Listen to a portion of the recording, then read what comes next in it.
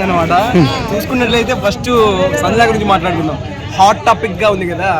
అసలు ఏంటి ఆ యాటిట్యూడ్ లేడీ పుష్పలాగా అనిపించింది అనమాట నాకు. అసలు ఒక పక్క ఇమ్మాలని చెప్తున్నాడు, కంటెస్టెంట్స్ ముగ్గురున్నారు వాళ్ళు చెప్తున్నారు, దాని తర్వాత నాగార్జున గారు కూడా చెప్తున్నారు, బయట ఆడియన్స్ చెప్తున్నారు, ఇంటలేదనమాట. సారీ చెప్పంటే అది నేను కాదు సార్, అది నా ఇంటెన్షన్ కాదు సార్ అని చెప్తాను. అసలు అర్థం కావట్లేదు, నాకే మైండ్ పోయింది అనమాట. మనం చూపించింది 10 నిమిషాలు చూపించాలనుకుంటా, కానీ అక్కడ 30 నిమిషాలు జరిగేట్టుంది వాగ్వాదాలు అవన్నీ కలిసి చూసుకుంటే. అసలు ఏంటంటే దాన్ని సెల్ఫ్ కాన్ఫిడెన్స్ అంటారో ఇంకేమంటారో మనకైతే తెలియదు. అది నాకు కొద్దిగా వేరేలా అనిపించింది అనమాట ఆమె యాటిట్యూడ్. అది స్టోరీ. సో నామినేషన్స్ ఎలా అనిపించాయి? రీతు సంజన గారిని నామినేట్ చేసింది కదా, సో అది ఎలా అనిపించింది? రీతు వాళ్ళు కొట్లాడుకుంటుంటారు, కొట్టుకుంటుంటారు, వేసుకుంటారు, వాళ్ళు మామూలే. ఇంకా మారని కొన్ని ఉన్నాయన్నమాట బిగ్ బాస్ లో.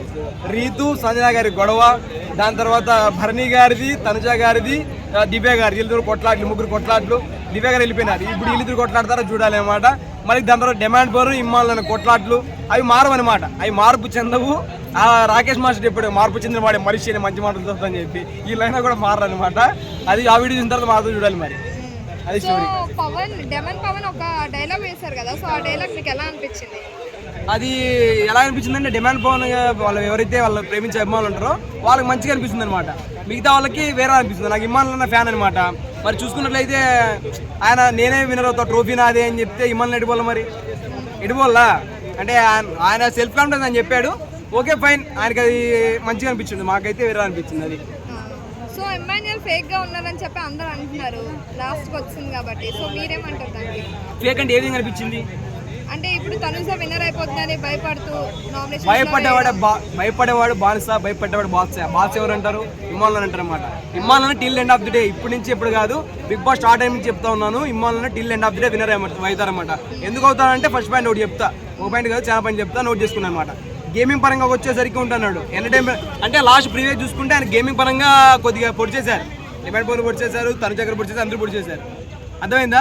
దాని తర్వాత ఎంటర్టైన్ పరంగా ఇచ్చారు, పిలుచుకొని వాళ్ళిద్దరు ఎవరైతే విన్నారు మా పబ్బులు జబ్స్ అంటే అది ఏంటంటే ఒక క్యారెక్టర్ ఏదో విధంగా బయట పెడుతున్నాడు కదా, అది కావాలన్నమాట. ఎంటర్టైన్మెంట్ పరంగా ఎంటర్టైన్మెంట్ ఇస్తున్నాడు, గేమింగ్ పరంగా గేమింగ్ అది ఏదో ఒకటి ఇచ్చేవాడే ఇమ్మాన్ అన్నమాట. అది అంటే ఒక వ్యక్తి నవ్వితే నవ్వాలని, ఒక వ్యక్తి ఏదో చేస్తే చూడాలని, ఆ వ్యక్తి ఏడితే మనం ఏడ్చే వాళ్ళు ఎవరు ఉన్నారంటే బిగ్ బాస్ ఇమ్మాన్ అన్న. అదే అన్నమాట స్టోరీ. సో చాలా మంది ఆర్మీ పవన్ అంటున్నారు కదా బ్రో, విన్నర్ మీరేమనుకుంటే వాళ్ళు అనుకోండి. మరి మీరు డిమాండ్ పవన్ అంటున్నారు, ఆ కళ్యాణ్ పడాలా, రీతు చౌదరి, తనుజ గారు, టిఆర్, ఓకే అనుకోండి, భరణి గారు, వాళ్ళు అనుకుంటే వాళ్ళు అనుకోండి. ఇమ్మాలని till end of the day winner అవుతామని నేను చెప్తాను అనమాట. ఎప్పటికైనా ఇది రాసి పెట్టుకోండి. అనిల్ గారు చెప్పిన మాట ఇదే, ఇమ్మాలని గెలుస్తాడు. కప్పు కొట్టాలి అని చెప్పి చెప్పి మరి వెళ్ళిందంట కదా ఇన్స్ట్రక్షన్స్ అవన్నీ, సో అయ్యే ఛాన్సెస్ ఉన్నాయంటారా? మరి మన ఇమ్మాన్ అమ్మ కూడా చెప్పింది కదా కప్పు కొట్టుకున్నా అని చెప్పి, అది ఎటు పోల్లా, అది ఎప్పుడు అయిపోయిందనే. ఇప్పుడు ట్రైనింగ్ లో ఉంటే అవి తీసుకుంటారండి మీరు. అది స్టోరీ. ఏడ్చింది దివ్య. సో ఏం చెప్తారు మీరు? రాత్రి పోతూ చాలా ఆల్రెడీ లాస్ అయిపోయింది తన గేమ్. ఎప్పుడైతే టార్గెటెడ్ అనుజ, అందరికీ చెప్పాను, అవసరం కోసం స్నేహం, అవసరం తీరాక మోసాలు అన్నట్టుగా దివ్య భరణి గారిని అండ్ తనుజని స్నేహంగా యూజ్ చేసుకొని టార్గెట్ మళ్ళీ తనుజనే చేసింది. యాక్చువల్ గా ఏంటంటే మనం బలవంతుడిని ఎప్పుడైనా టార్గెట్ చేయకూడదు. బలవంతుడు పక్కనున్న బలహీనుడు టార్గెట్ చేస్తే బలవంతుడు బలహీనుడు అవుతాడు.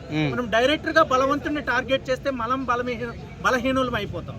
అది తెలియక తనుజని టార్గెట్ చేసింది దివ్య. బ్యాక్ ఎలిమినేట్ అయిపోయింది. సో కొన్ని వర్డ్స్ లో అన్నయ్య అంటుంది, కొన్ని వర్డ్స్ లో లవ్ వర్డ్స్ లో ఫీల్ అవుతుంది. మీరేమంటారు? నిజంగా అన్నయ్య అని అంటావా? వాళ్ళ దివ్య అన్నయ్య అంటుంది, మళ్ళీ కొన్ని సిగ్గుపడుతుంది. మీరు క్లారిటీకి విన్నారో లేదు, దివ్య అన్నయ్య అనలేదు, దివ్య మమ్మీకి భరణి గారు అన్నయ్య.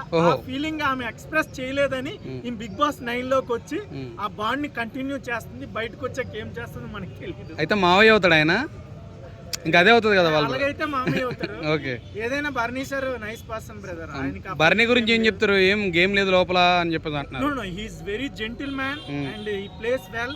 ఎంతవరకు ఆడాలో అంతవరకు ఆడుతున్నారు. బట్ ఈ ట్రయాంగిల్ ఫామ్ అవడం వల్ల అతని మైండ్ దొబ్బింది. సో దాని వల్ల అతను నెగిటివ్ అయ్యాడు. లేకుంటే అతని గేమ్ ఇంకా సూపర్ గా ఆడేవాడు. సో అంతే. సో నెక్స్ట్ వీక్ ఎలిమినేట్ అయితే ఎవరు అవుతారు అనుకుంటున్నారు?